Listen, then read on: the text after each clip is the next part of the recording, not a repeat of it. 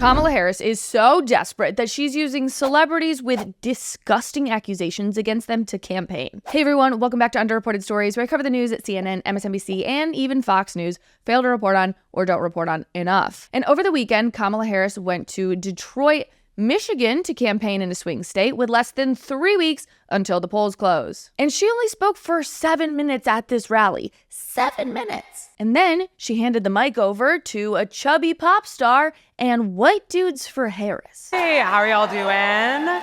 If that was even a dude. Do you have a penis? Kamala's campaign then thought it would be a good idea to bring out pop star Lizzo on the campaign trail. Yes, the chubby, booty-clapping Lizzo. Although she has lost a significant amount of weight, and people online, including myself, believe that she's undergone this significant weight loss and shift into political activism to get away from these toxic workplace lawsuit headlines covering the media. In case you missed it, 3 of Lizzo's backup dancers filed a lawsuit against her, alleging that she forced her dancers to touch nude dancers at a live sex show that she also forced her dancers to attend while on tour. And now that woman is stumping for Kamala Harris in Detroit. But arguably worse than Lizzo's sexual harassment allegations were her comments in Michigan. I'm so proud to be from this city.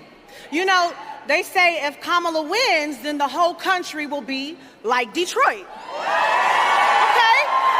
Proud like Detroit.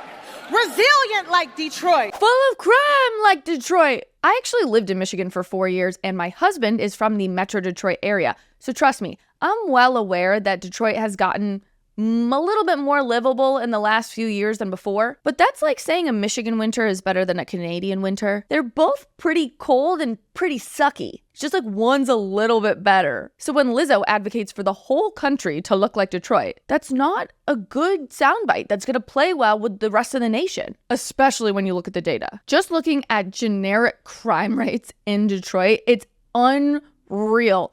So they have a total crime index put together on Neighborhood Scout, and a score of 100 is the safest a neighborhood could be, and Detroit ranks at a 1.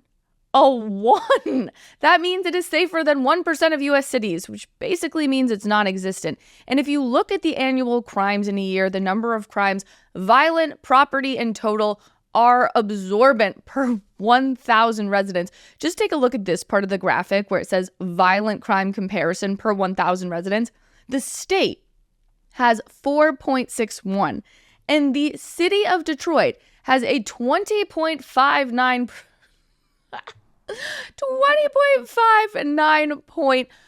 percentage point ratio in comparison to the entire state. Actually, this number stood out as very interesting to me. The fact that 1 in 49 people have a chance of becoming a victim of a violent crime in Detroit compared to 1 in 217 in the state of Michigan. It's actually absurd when you break down the numbers. So when Democrats and Lizzo say that they want to turn the whole country into Detroit, when they're talking about Detroit crime-wise, they're not even lying. This is actually Lizzo speaking straight facts.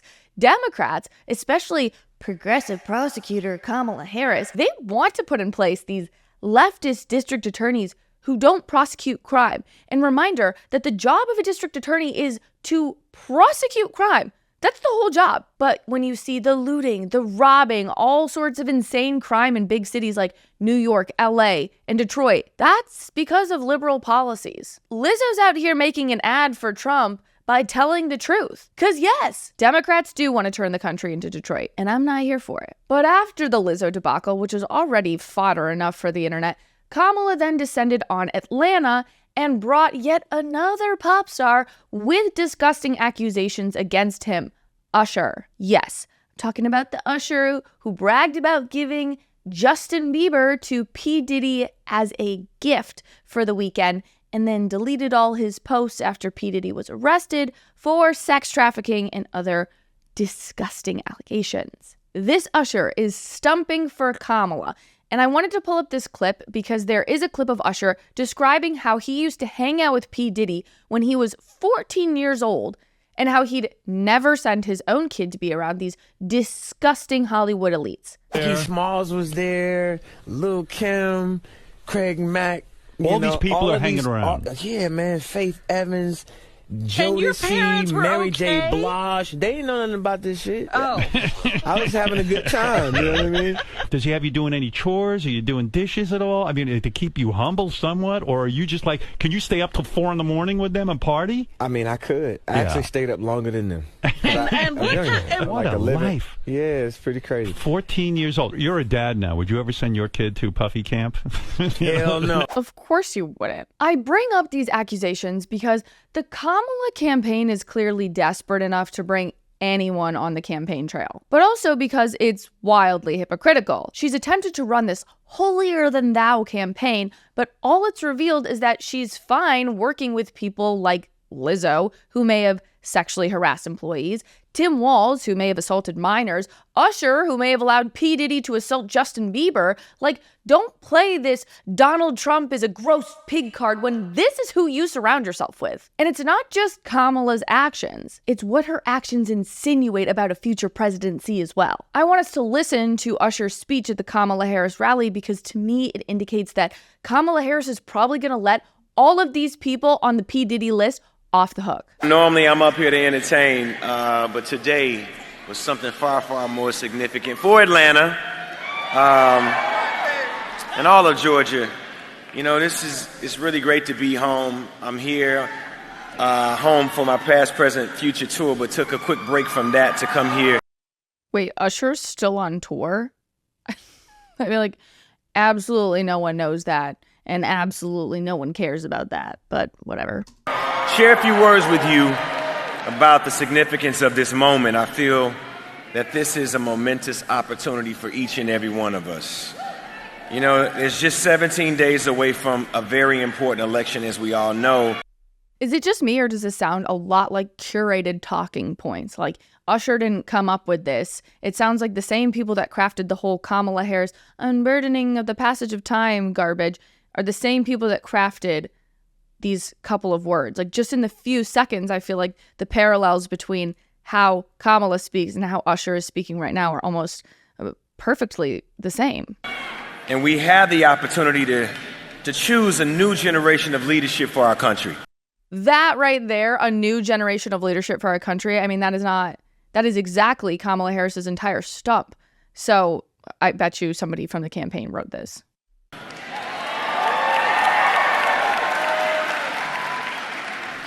We all know what it means to be supportive, but ladies and gentlemen, we are here to support the next president of the United States,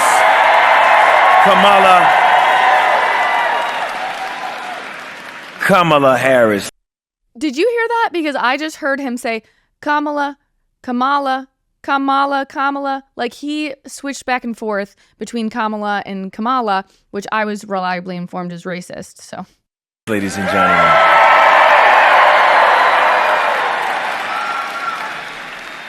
I'm supporting Vice President Harris because she fights for everyone's rights, for freedom. And it doesn't matter where you're from. She has a vision for our country that includes everyone. A vision that supports small businesses, invests in our health, in our communities, and gives everyone a chance to get ahead.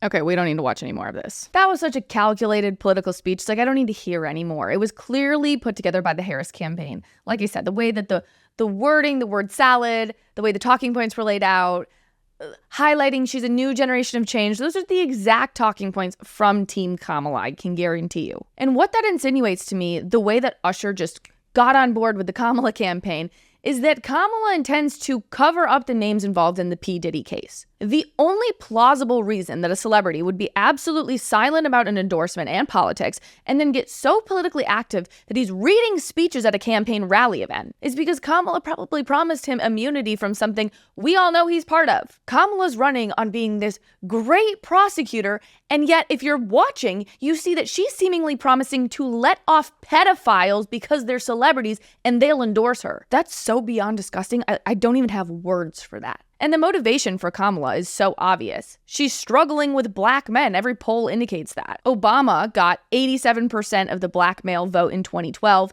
Hillary got 82 in 2016. Biden got 79% in 2020, and Kamala has only 70% of black men backing her today. Black men are a big part of the coalition that Democrats need to win, and they are no longer supporting the Democratic Party. Black men report feeling ignored by the party and say they feel taken for granted. But Kamala thinks that bribing black men with money and an endorsement from a pop star from the 2012s is going to make up for that deficit. This is why people perceive her as wildly out of touch. I would argue that in 2024, Lizzo actually has more sway than Usher does. But Kamala isn't struggling with black women, or women in general, so Lizzo's endorsement matters way less. And I also think that these celebrities are just being used by the campaign to avoid Kamala's viral, cringy word salad moments. Always believe in what can be, unburdened by what has been. Her handlers clearly think that her talking is problematic, so when 17 days are left before the election, she's putting out celebrities to speak on her behalf, so we focus on them and not on her. And trust me, I get why. And of course, Usher. She's so cringy. But at the same time, it's an insult to Americans. What she's telling us, or what I take away from it, is that she thinks we're so dumb that endorsements from celebrities are more important than hearing from her on how she's going to fix our economy or our broken immigration system. She's telling us through her actions that her whole campaign is just vibes over policy, and you know what? It's insulting. But let me know your thoughts on Usher and Lizzo joining the campaign in the comments. If you're a real one and you made it to the end of the show, will you drop the red flag emoji, because this entire campaign is one giant red flag. Thanks, friends. Thanks so much for watching. If you liked what you heard, please be sure to give this video a thumbs up and leave a comment about how beautiful, stunning, and funny I am. And if you want more content based in logic, be sure to click over here for more videos and clips of my show. If you have the means to financially support the show, consider purchasing from my merch line, Based Apparel, linked right below. I really appreciate it, and I'll see you back here next time. Bye, friends.